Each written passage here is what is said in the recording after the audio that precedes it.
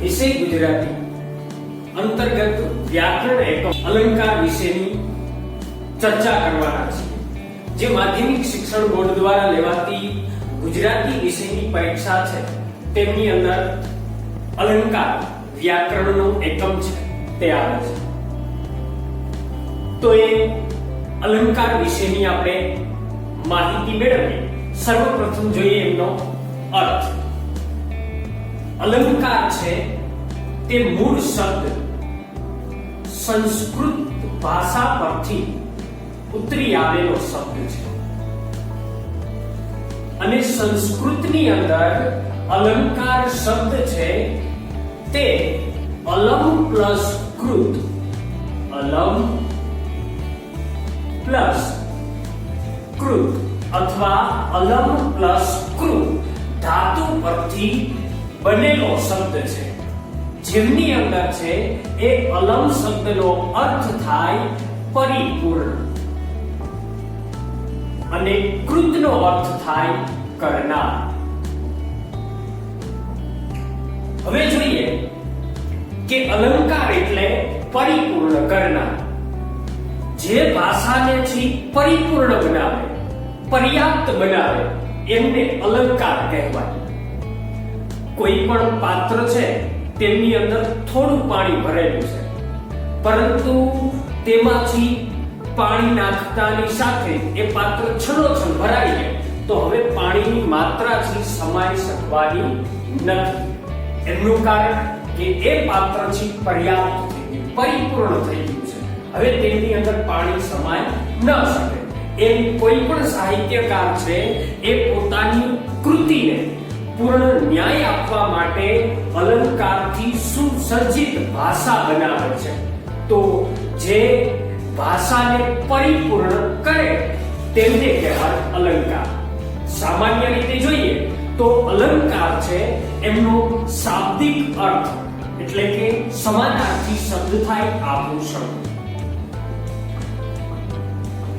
આભૂષણ એટલે ઘરેણાં।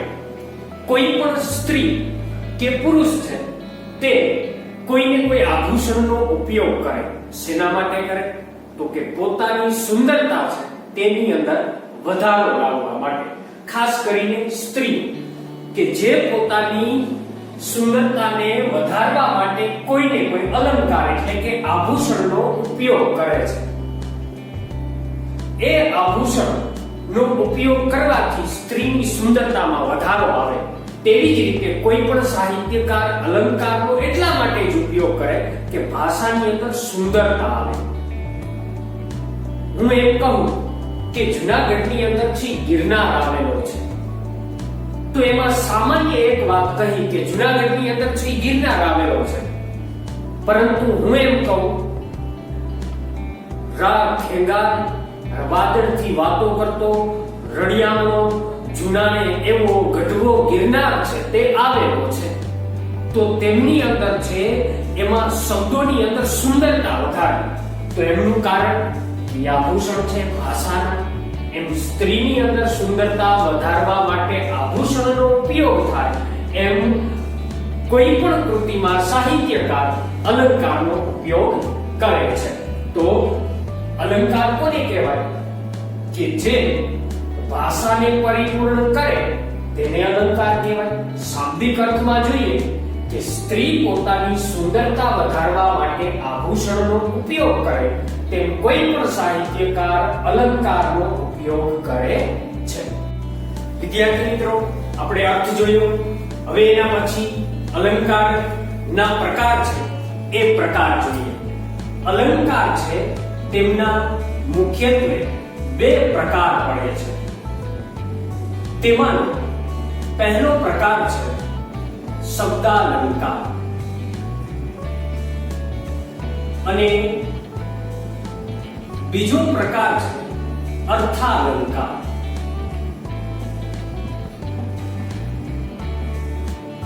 હવે શબ્દાલંકાર અને અર્થાલંકાર છે કોને કહેવાય તો શબ્દાલંકાર છે એમની અંદર શબ્દમાં ચમત્કૃતિ આવે, એમની અંદર છે એક આકર્ષણ છે જોવા મળે, તો એવા અલંકારને કહેવાય શબ્દાલંકાર।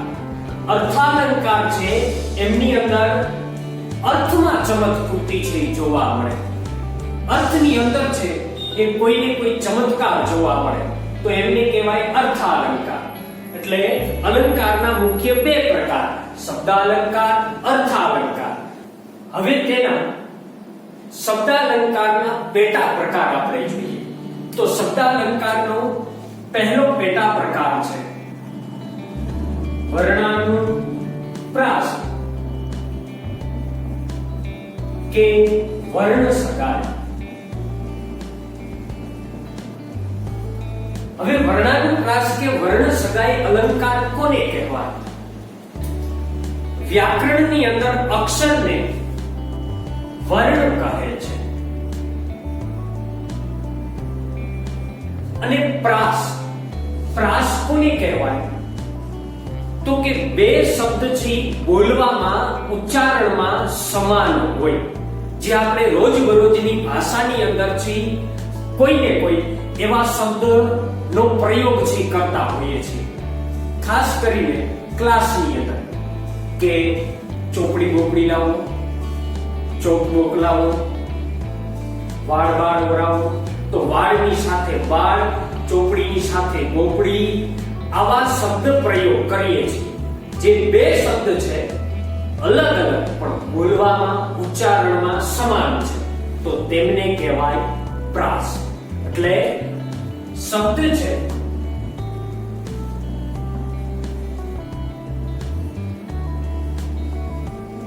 શબ્દોનું ઉચ્ચારણ સમાન હોય તેમને કહેવાય પ્રાસ. હવે વર્ણ સગાઈ છે તેમનો અર્થ થાય સંબંધ.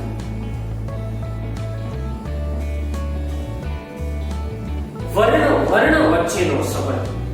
હવે એની વ્યાખ્યા જોઈએ કે કોઈ પણ વાક્ય હોય કે પંક્તિ હોય એમાં શબ્દની આગળનો અર્થ કે અક્ષર છે તે વારંવાર બે કે તેથી વધુ વખત આવે તેમને કહેવાય વર્ણાનુપ્રાસ કે વર્ણ સગાઈ. વાક્ય હોય એમની અંદર જે શબ્દો હોય એ શબ્દની આગળનો અક્ષર વારંવાર પુનરાવર્તન પામતો હોય. ઉદાહરણ જોઈએ આપણે તો કે તમે ગીત તો સાંભળેલું જ હોય, મારું મન મોર બની થનગાટ કરે.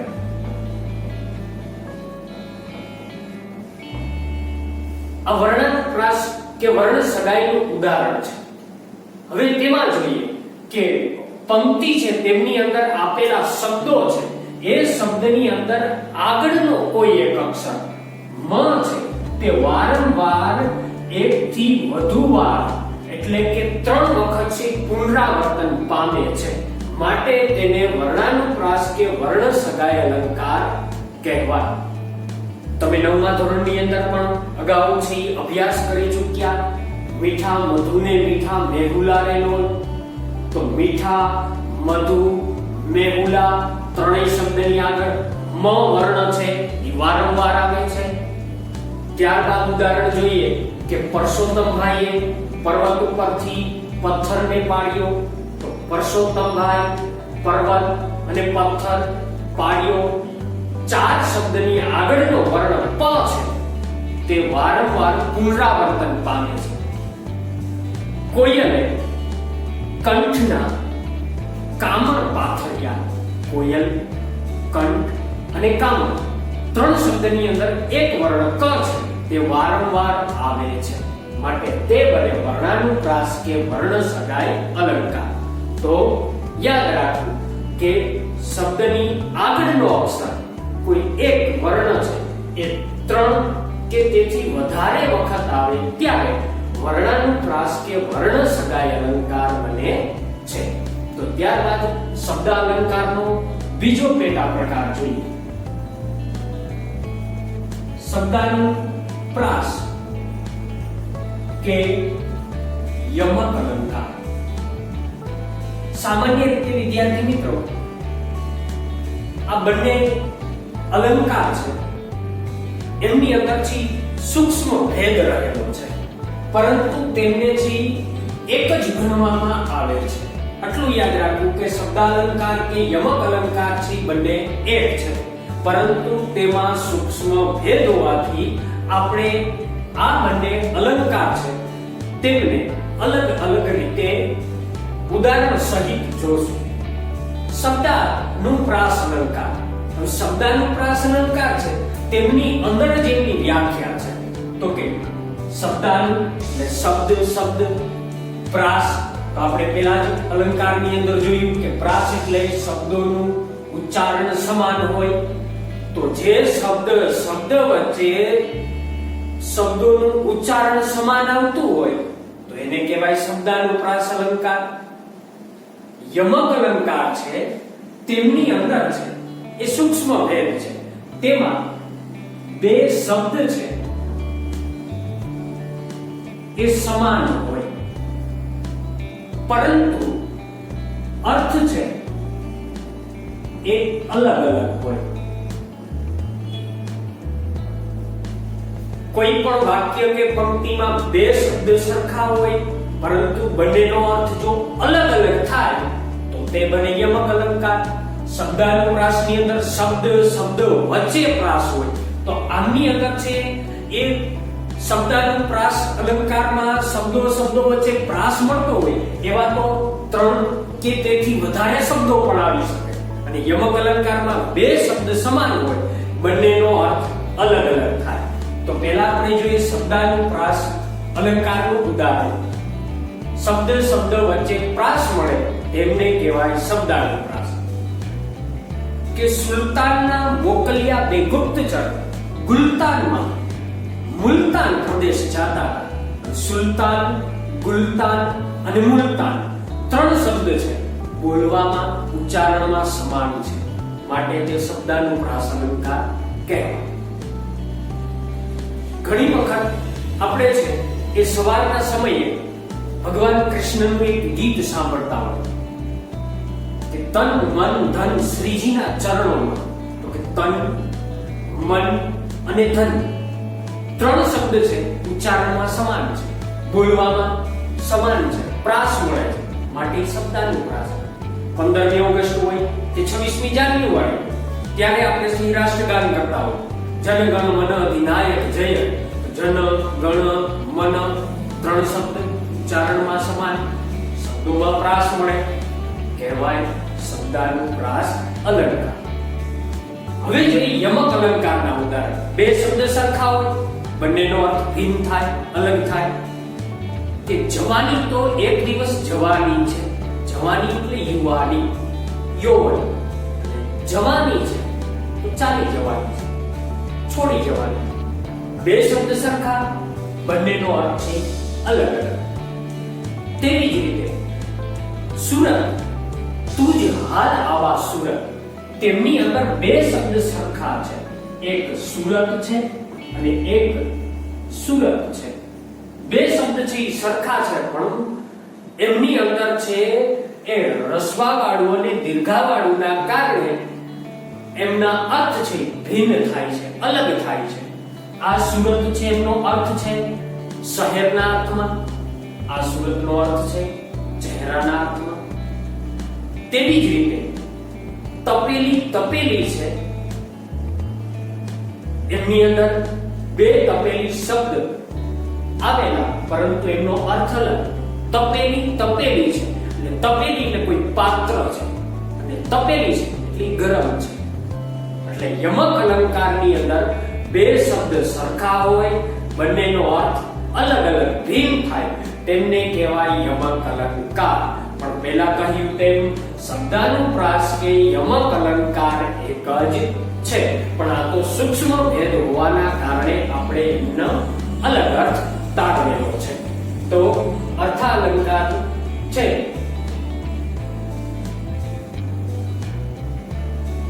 આ જુનિયા શબ્દાલંકાર છે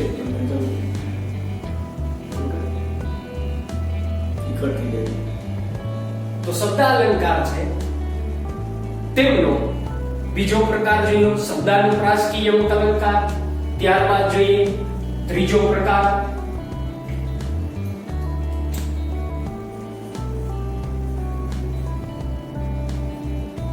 અંત્યાનું પ્રાસ અલંકાર. હવે અંત્યાનું પ્રાસ અલંકાર છે એ કોને કહેવાય? તો કે અંત્યાનું પ્રાસ અલંકાર છે તેમની અંદર એમની વ્યાખ્યા છે. અંત્ય એટલે અંતમાં, એટલે કે છેલ્લે, અને પ્રાસ જે આપણે અહીં જોઈ ગયા, બે શબ્દ બોલવામાં ઉચ્ચારણમાં સમાન હોય તો પંક્તિના અંતમાં જ્યારે પ્રાસ મળે ત્યારે તેમને અંત્યાનુપ્રાસ અલંકાર કહેવાય. કોઈ પણ પંક્તિ છે એ ચાર ચરણમાં વિભાજિત હોય. ચાર ચરણ એટલે એક લાઈન અને બે લાઈન, જેમની અંદર છે પહેલું ચરણ, બીજું ચરણ, ત્રીજું ચરણ, ચોથું ચરણ, વચ્ચે અલ્પવિરામ હોય અને અંતમાં પૂર્ણ વિરામ હોય. પ્રોપર એની વ્યાખ્યા જોઈએ તો અંત્યાનુપ્રાસ અલંકાર કોને કહેવાય? કે જેમની અંદર છે બીજા ચરણનો છેલ્લો શબ્દ અને ચોથા ચરણનો છેલ્લો શબ્દ, આ બંને શબ્દોનો જ્યારે પ્રાસ મળે ત્યારે તેને કહેવાય અંત્યાનુપ્રાસ. કોઈ પણ ફિલ્મ હોય, એમના જે પણ ગીત હોય ને તેમની પંક્તિની પાછળ છે એ પ્રાસ જોવા મળતો હોય. સામાન્ય રીતે એનું ઉદાહરણ જોઈએ કે હે ઈશ્વર, એક પ્રાર્થના છે અમારી, છેલ્લો શબ્દ છે અમારી. હે ઈશ્વર, એક પ્રાર્થના છે અમારી, રોજ યાદી મળતી રહે તમારી. અમારી અને તમારી બંને શબ્દ છે બોલવામાં ઉચ્ચારણમાં સમાન છે, એટલે અંત્યાનુપ્રાસ અલંકાર બને. તેવી જ રીતે પથ્થરના નામે પર્વત અને દરિયાને નામે પાણી, ઈર્ષાદ કહે આપણે તો ઈશ્વરને નામે વાણી. તો પાણી અને વાણી બંને શબ્દ છે એ બોલવામાં ઉચ્ચારણમાં સમાન છે, માટે તે અંત્યાનુપ્રાસ અલંકાર બને છે. તો આ તો શબ્દાલંકારનો ત્રીજો પેટા પ્રકાર. ત્યારબાદ તેમનો અંતિમ પેટા પ્રકાર જોઈએ, ચોથો, પ્રાસ સાંકડી. તો પ્રાસ સાંકડી અલંકાર છે કોને કહેવાય? કોઈ પણ હાર હોય કે લકી હોય, તેમની નાની નાની કડીઓથી એ હાર કે લકી બને છે. એટલે જે કડી છે એ એકબીજાથી જોડાયેલી હોય. તેવી જ રીતે કોઈ પણ પંક્તિ હોય એ કોઈને કોઈ સાંકળ થી જોડાય છે, એટલે કે કડીઓથી જોડાય છે. તો પ્રાસ સાંકડી અલંકાર કેમને કહેવાય? કે જેમની અંદર છે હમણાં જોયું કે કોઈ પણ પંક્તિમાં ચાર ચરણ હોય તો એમાં પહેલા ચરણનો છેલ્લો શબ્દ અને બીજા ચરણનો પહેલો શબ્દ, આ બંને વચ્ચેનો જ્યારે પ્રાસ મળે ત્યારે તેમને પ્રાસ સાંકડી અલંકાર કહે છે. કારણ કે તે પહેલા અને બીજા ચરણને એક પ્રકારની કડીથી, સાંકળથી જોડે છે, માટે તે પ્રાસ સાંકડી અલંકાર કહેવાય. ઉદાહરણ જોઈએ કે મહેતાજી મંદિરેથી આવ્યા, અંતિમ શબ્દ આવ્યો આવ્યા. લાવ્યા પ્રભુ પ્રસાદ, આવ્યા અને લાવ્યા. તો એ બંને શબ્દો છે તે બોલવામાં સમાન છે, ઉચ્ચારણમાં તે શબ્દો વચ્ચે પ્રાસ મળે છે, માટે તે પ્રાસ સાંકડી અલંકાર કહેવાય.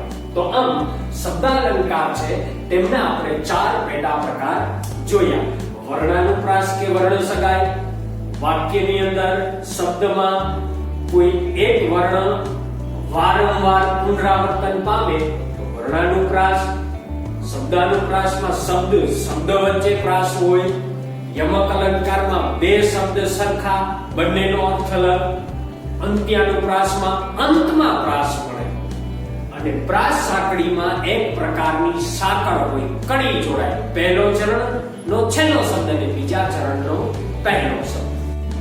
તો વિદ્યાર્થી મિત્રો, આપણે પાર્ટ 1 ની અંદર અલંકારના મુખ્ય જે બે પ્રકાર હતા તેમાં શબ્દાલંકાર છે તેમના પ્રકારો વિશેની માહિતી મેળવી.